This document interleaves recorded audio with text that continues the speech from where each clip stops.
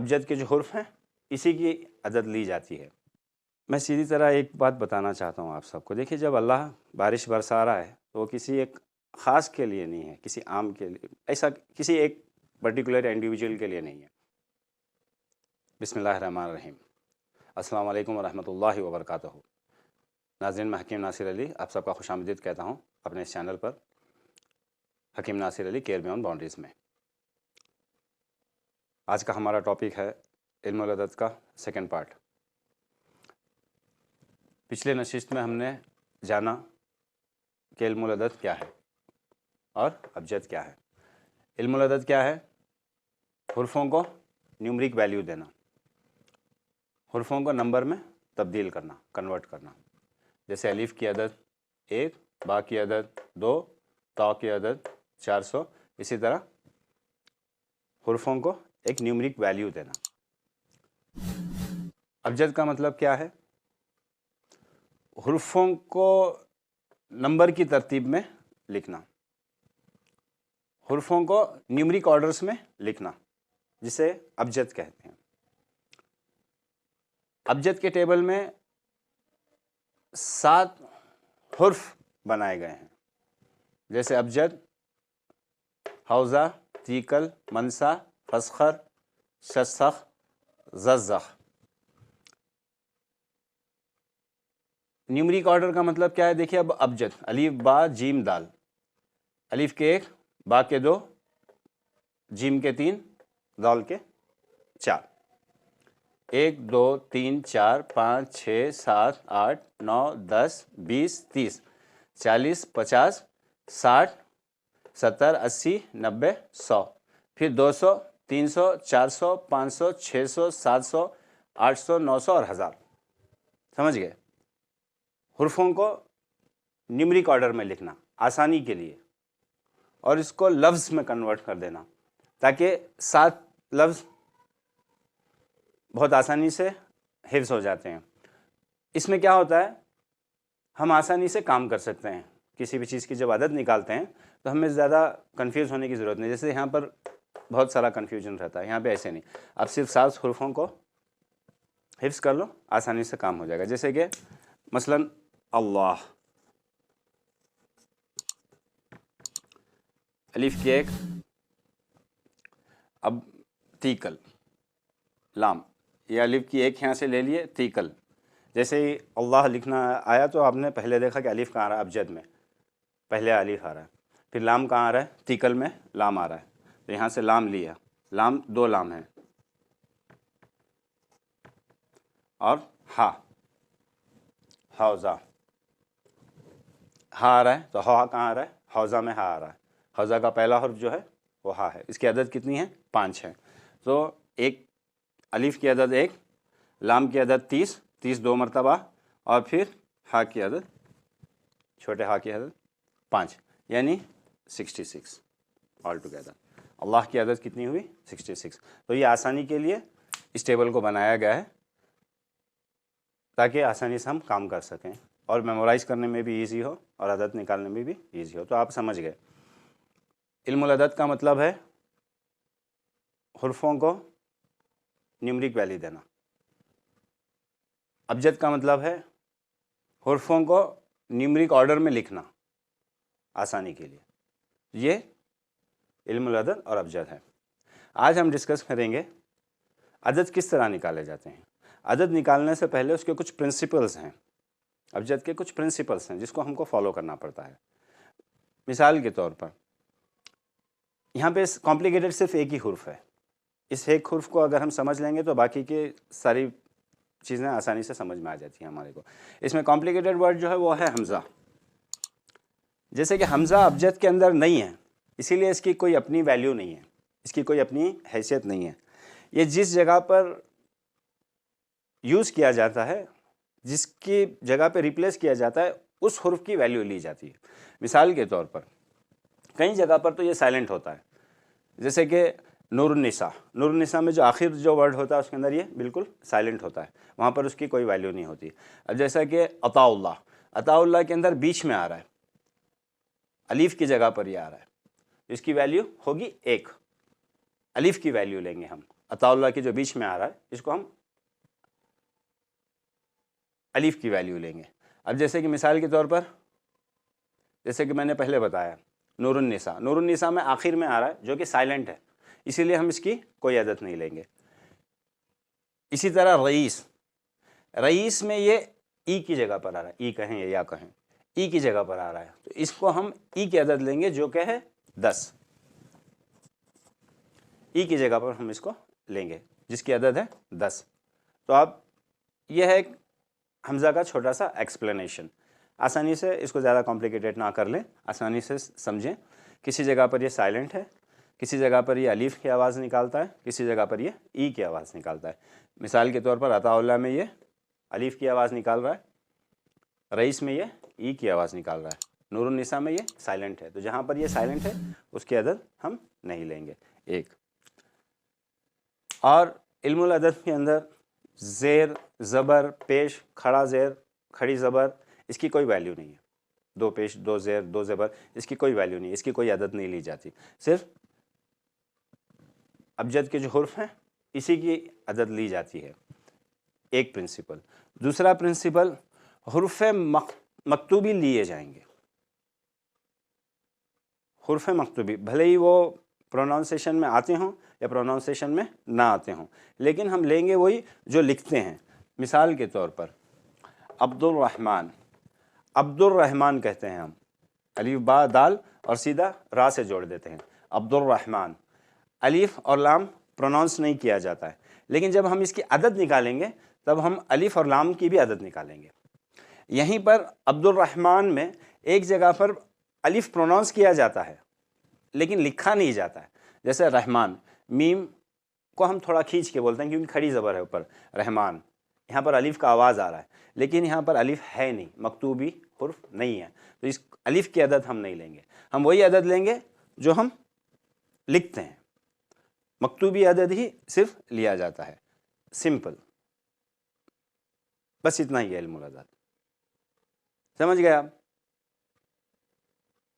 कोई कॉम्प्लिकेटेड नहीं है, इसको ज़्यादा कॉम्प्लिकेटेड ना कर लें, बिल्कुल आसान है, सिंपल है।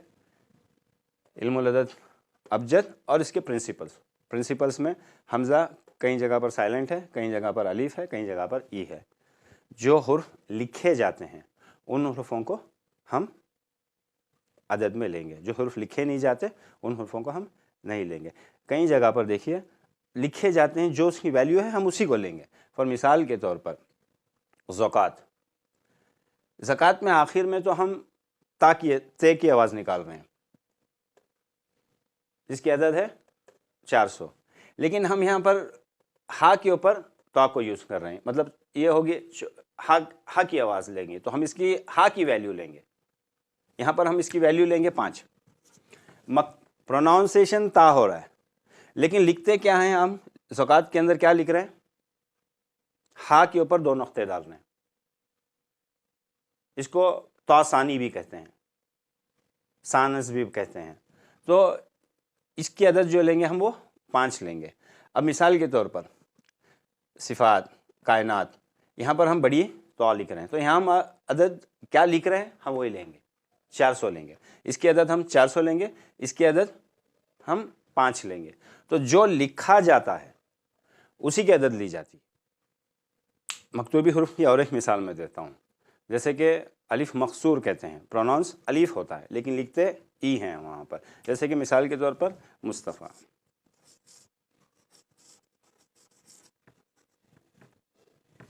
अब देखिए मुस्तफ़ा के अंदर जो लास्ट में हम प्रोनाउंस करते हैं फ़ा को अलीफ के साथ जोड़ के फ़ा कहते हैं, मुस्तफ़ा, सही है। लेकिन मकतूबी हुर्फ क्या है? ई है, तो हम यहाँ पर ई की अदद लेंगे। तो जो हुर्फ लिखा जाएगा वही हुर्फ लिया जाएगा। ज़ेर और ज़बर पेश इसकी कोई वैल्यू नहीं है। हमज़ा जिसकी जगह पर रिप्लेसमेंट किया गया है उसी की उसकी वैल्यू होगी।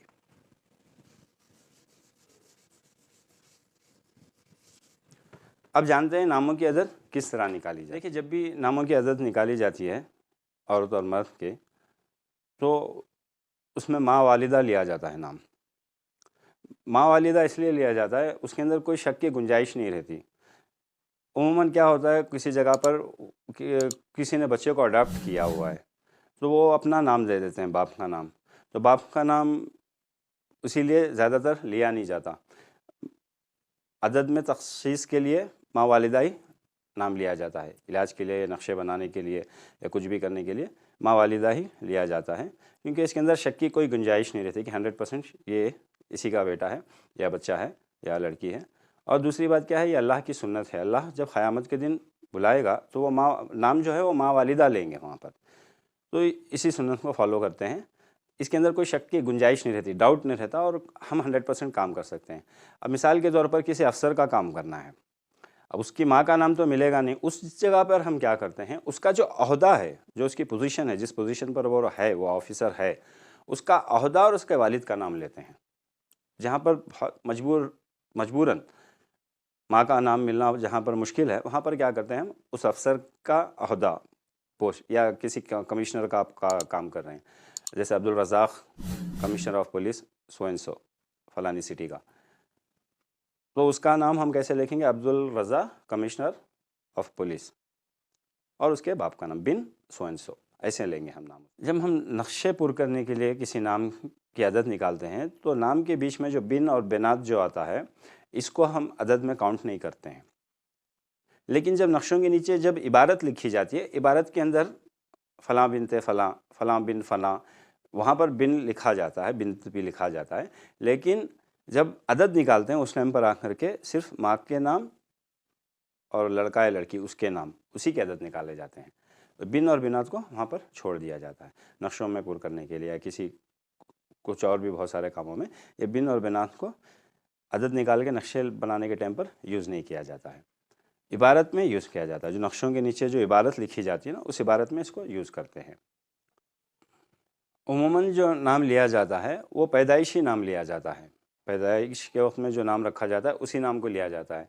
लेकिन अक्सर और पेशतर प्रॉब्लम क्या होती है कि पैदाइश के टाइम पे नाम कोई और नाम रखते हैं, लेकिन उसको ज़िंदगी भर किसी और नाम से पुकारा जाता है।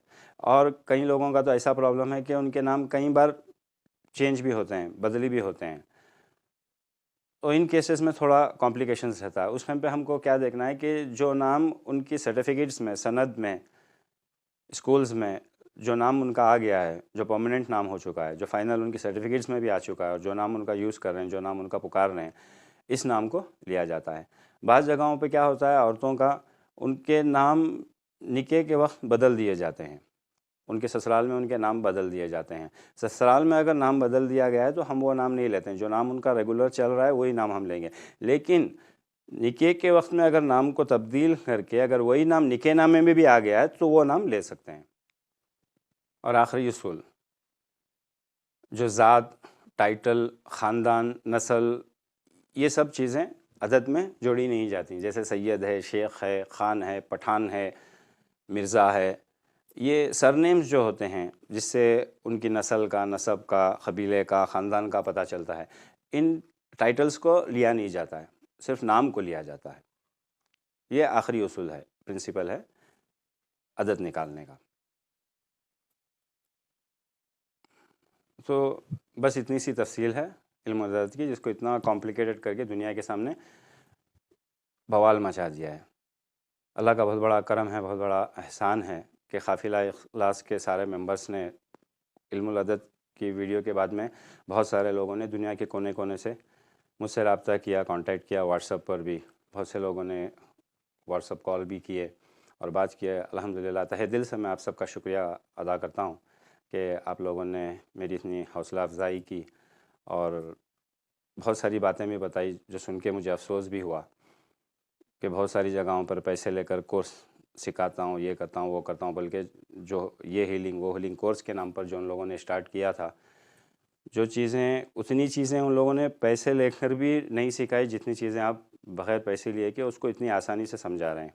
जैसे इल्मुल अदद के बारे में आज तक हमको एक प्रॉपर किसी ने भी समझाया नहीं था, जो अल्हम्दुलिल्लाह अल्लाह के फजल व करम से आपने सिखाया। मैं तहे दिल से आप सबका शुक्रिया अदा करता हूँ। ये अल्लाह का करम है, अल्लाह का एहसान है कि अल्लाह ने मुझसे कुछ करवा लिया। मेरे सिर्फ कुछ इंटेंशन से, क्योंकि कुछ ऐसे भी कॉल्स थे जिनकी दुकानें बंद हो गई हैं, हो रही हैं, चांसेस हैं, तो ऐसे भी कुछ कॉल्स थे, तो उनके भी कुछ जवाब आप देना चाहा था। मैं सीधी तरह एक बात बताना चाहता हूँ आप सबको। देखिए, जब अल्लाह बारिश बरसा रहा है तो वो किसी एक ख़ास के लिए नहीं है, किसी आम के लिए, ऐसा किसी एक पर्टिकुलर इंडिविजुअल के लिए नहीं है, सबके लिए बरसा रहा है और इस पे सबका हक़ है। ख्वाहिश यही है, क्योंकि मैं इस रास्ते से गुज़रा हूँ और मुझे तकलीफ़ भी बहुत पहुँची है, ख्वाहिश यही है कि इल्म का जो नोशन बना दिया गया है, आप इल्म बग़ैर पैसा ख़र्चा किए हुए हासिल ही नहीं कर सकते हैं। इसको जो इतना कॉम्प्लिकेटेड भी कर दिया है और इतना मुश्किल भी कर दिया है कि इल्म हर किसी तक पहुँचे ना। मेरी बस यही ख्वाहिश है कि इल्म आसानी से हर किसी तक पहुँचे। इसको ये बिज़नेस कैटेगरी से इसको निकाल करके इसको एक अलग कैटेगरी में, एक नॉलेज की कैटेगरी में लाया जाए। इल्म जितना मैं जानता हूँ, अल्लाह के फजल व करम से मैं चाहता हूँ कि ये मैं सबको बताऊँ और सबको इसका फैज़ हासिल करें।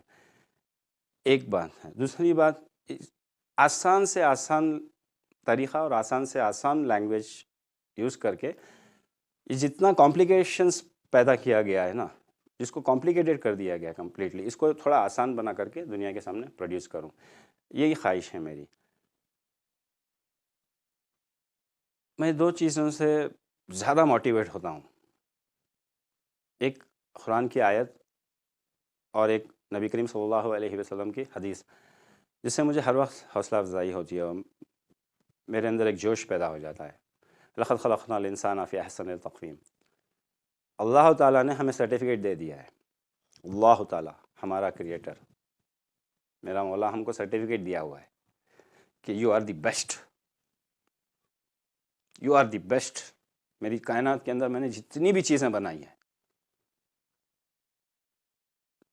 उन सब में तुम बेस्ट हो, सबसे बेहतरीन हो।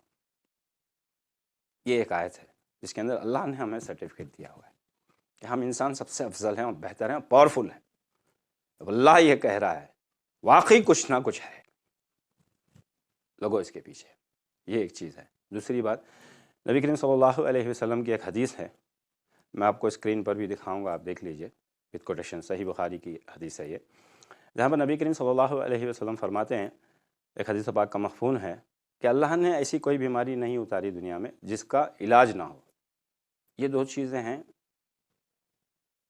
आप भी इसको गौर से सुने, मजबूर कर देगी आपको इसके ऊपर सोचने के लिए। हर बीमारी का इलाज है, हर बीमारी का इलाज है, हर प्रॉब्लम का सल्यूशन है।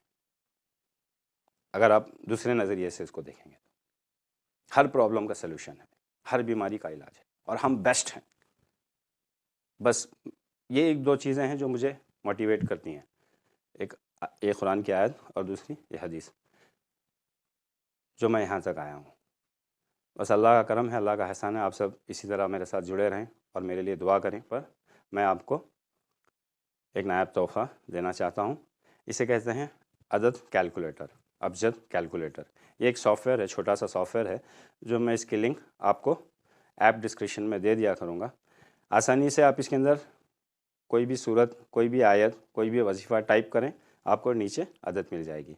ज़्यादा ये, लेकिन प्रिंसिपल्स और ये उसूल आपको दिमाग में बिठाना और इसके बारे में देखिए, सीखना नहीं है, रटना नहीं है, रेक्टिफिकेशन नहीं करना है। रेक्टिफिकेशन में क्या होता है, अगर आप उसको कांस्टेंट, उसको अगर आप उसको पढ़ते नहीं रहेंगे तो आप भूल जाएंगे। आपको जानना है।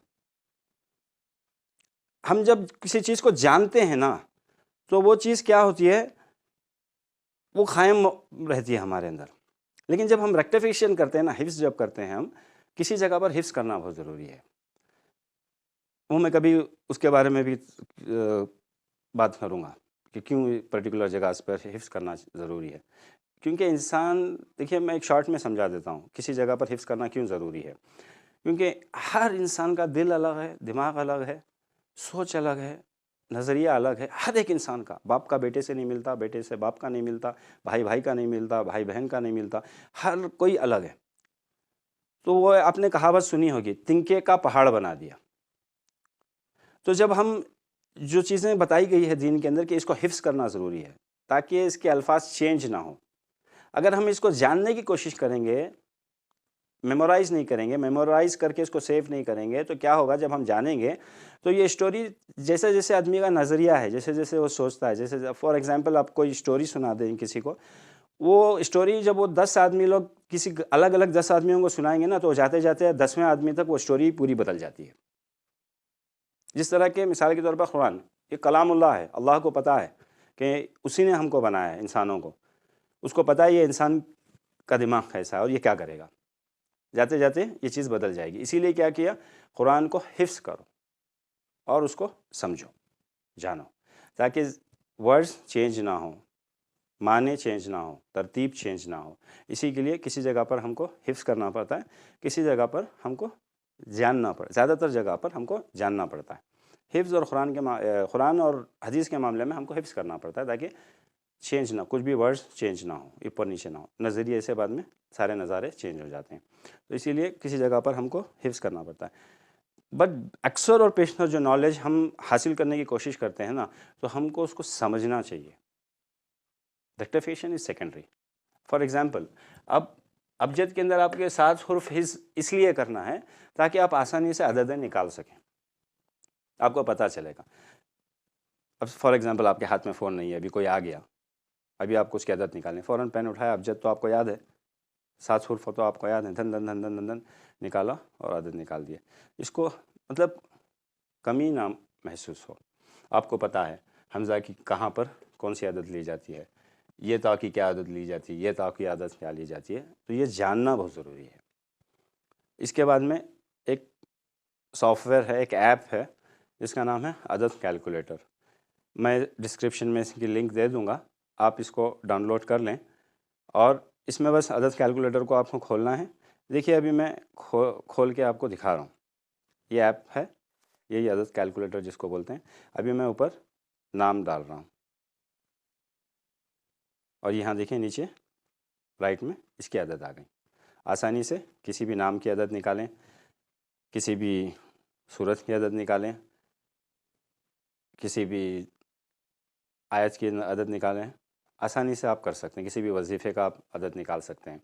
तो ये मेरी तरफ से आपके लिए बेहतरीन तोहफ़ा है, बच्चा बच्चा भी आदत निकाल सकता है। क्या मैंने सही नहीं कहा था? बच्चा बच्चा भी हर चीज़ की अब आदत निकाल सकता है with in fractions of seconds, यही मैंने कहा था, सिर्फ चंद मिनटों में। इसको बस जान लो, फट से काम करो। इजाज़त दीजिए, इंशाल्लाह अगली नज़र में फिर मिलते हैं। अस्सलाम वालेकुम व रहमतुल्लाहि व बरकातुहू।